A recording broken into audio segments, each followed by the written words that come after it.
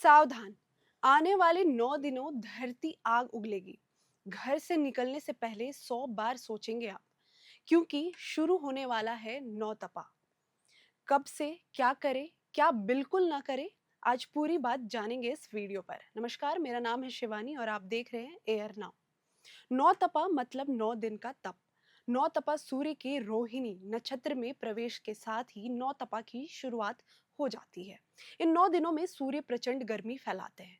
हर साल मई के अंत और जून की शुरुआत में पड़ने वाले इन 9 दिनों को साल के सबसे गर्म दिनों में गिना जाता है। ज्योतिष शास्त्र और भारतीय पंचांग के इसका विशेष महत्व बताया गया है। मान्यता है कि इस दौरान सूर्य की तपिश सबसे अधिक प्रभावशाली होती है। साल 2026 में नौतपा 25 मई से शुरू होकर 2 जून तक रहेगा। इन 9 दिनों में तेज धूप, गर्म हवाएं और लू का असर देखने को मिल सकता है। आइए जानते हैं नौतपा से जुड़ी कुछ महत्वपूर्ण बातें। साल 2026 में नौतपा 25 मई 2026 से शुरू होगा और 2 जून 2026 तक प्रभावी रहेगा। यानी पूरे 9 दिनों तक तेज गर्मी का असर रहेगा। इस दौरान कई राज्यों में तापमान सामान्य से ज्यादा जा सकता है। साइंस कहता है मई के आखिर में सूर्य की किरणें सीधी भारत पर पड़ती है। लू चलती है, हीट वेव आता है। हिंदू धर्म में इस दौरान सूर्य की उपासना करने का विशेष महत्व भी बताया गया है। नौ तपा के दौरान सुबह सूर्य देव को जल अर्पित करना शुभ माना जाता है। आप सूर्य को अर्घ्य देते हुए इस मंत्र का जाप भी कर सकते हैं। ओम सूर्य देवाय नमः। इससे आपकी कुंडली में ग्रहों की स्थिति बेहतर होगी। इन दिनों शीतल चीजों का दान विशेष फलदायी माना गया है।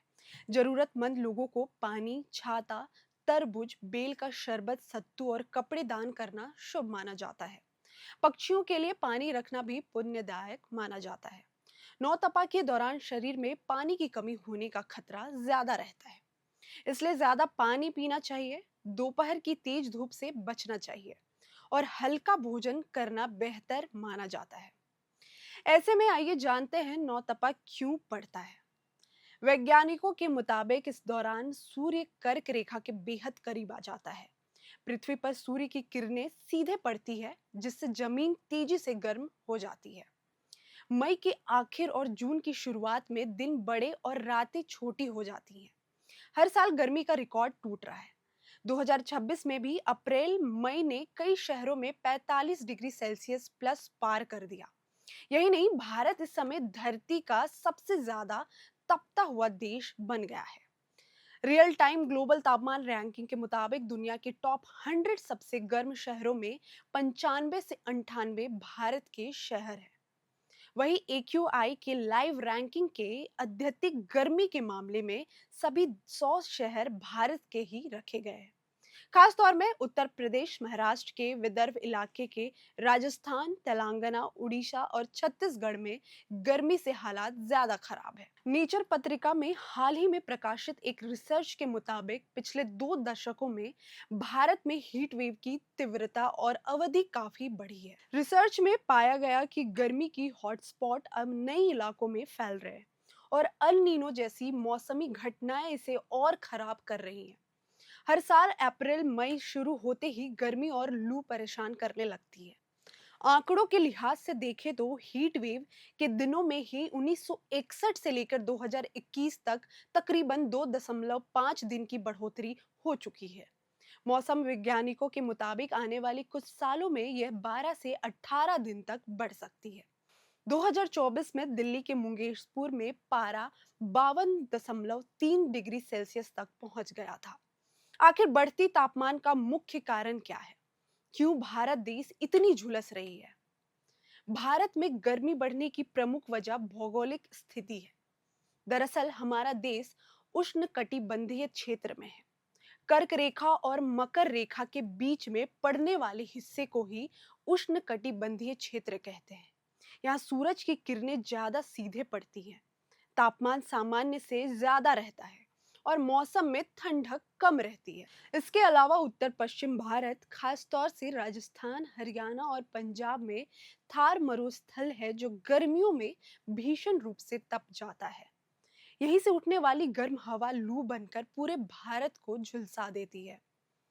यही दूसरा कारण शहरीकरण और हीट आइलैंड इफेक्ट है। भारत में शहरीकरण तेजी से बढ़ रहा है। ग्रीन क्षेत्र कम हो रहा है, इससे हीट आइलैंड इफेक्ट की समस्या बन गई है। शहरी क्षेत्रों में इमारतें, कंक्रीट और फ्लैट गर्मी को सोखते हैं और लंबे समय तक बनाए रखते हैं। यही वजह है कि शहरी इलाकों में ग्रामीण क्षेत्रों के मुकाबले ज्यादा तापमान रहता है। दिल्ली, नागपुर और अहमदाबाद जैसे शहर में जो नियमित तौर पर ग्रामीण क्षेत्रों की तुलना में कई डिग्री अधिक तापमान दर्ज कर रहे हैं। दरअसल आप जब कंक्रीट की सड़कें और इमारतें बनाते हैं तो गर्मी अंदर ही फंस जाती है और ऊपर नहीं उठ पाती। इससे हवा और गर्म हो जाती है। तीसरा कारण हम देख सकते हैं कि वन क्षेत्र का कम होना। पेड़ एक नेचुरल एयर कंडीशनर माना जाता है। भारत में तेजी से हो रही जंगलों की कटाई ने इस कवच को तोड़ दिया है। क्लाइमेट इम्पैक्ट स्ट्रेकर की एक रिपोर्ट के मुताबिक भारत में कृषि विस्तार और औद्योगिकरण के कारण भारी मात्रा में वनों की कटाई हुई है। जंगलों के नष्ट होने से वह संतुलन खत्म हो गई जो पेड़ रखते थे। इससे तापमान में बढ़ोतरी है और लू की तीव्रता भी बढ़ जाती है। वन सर्वेक्षण की रिपोर्टों के अनुसार बुनियादी ढांचे के विस्तार के कारण कई महानगरों में शहरी हरित क्षेत्र घट गया है, जो सतह का तापमान बढ़ाने में बड़ी भूमिका अदा कर रही थी। चौथा कारण जलवायु परिवर्तन और ग्लोबल वार्मिंग है। जलवायु परिवर्तन और ग्लोबल वार्मिंग भी कम बड़ी वजह नहीं है। 2014 से 2023 के बीच तक भारत में सबसे गर्म दशक देखा गया। इस दौरान वायुमंडलीय कार्बन डाइऑक्साइड का स्तर 425 ppm की नई ऊंचाई पर पहुंच गया। Intergovernmental panel on climate change यानी आईपीसीसी के अनुसार वैश्विक औसत तापमान पहले से ही पूर्व औद्योगिक स्तरों से लगभग 1.1 डिग्री सेल्सियस ऊपर बढ़ चुका है। 2026 में महासागरों की गर्मी पिछले 65 वर्षों में सबसे उच्च स्तर पर पहुंच गई थी। विश्व मौसम संगठन की रिपोर्ट के अनुसार 1960 से 2005 के मुकाबले पिछले 2 दशकों में महासागरों के गर्म होने की दर दोगुनी से भी अधिक हो गई है। पांचवी, जो सबसे लास्ट है, मॉनसून में देरी और एल नीनो की प्रभाव। पूर्वी और मध्य भारत में मॉनसून की देरी से आने के कारण लू के हालात बने रहते हैं। इससे सूखे के हालात बनते हैं जो गर्मी बढ़ाते हैं। ऐतिहासिक आंकड़े बताते हैं कि एल नीनो के दौरान भारत में मॉनसूनी बारिश कम हो जाती है। 1877 में सुपर एल नीनो की वजह से भारत में ही लाखों लोगों को अपनी जान भी गंवानी पड़ी थी। फिलहाल इस वीडियो में इतना ही और आप देखते रहें एयर नाउ।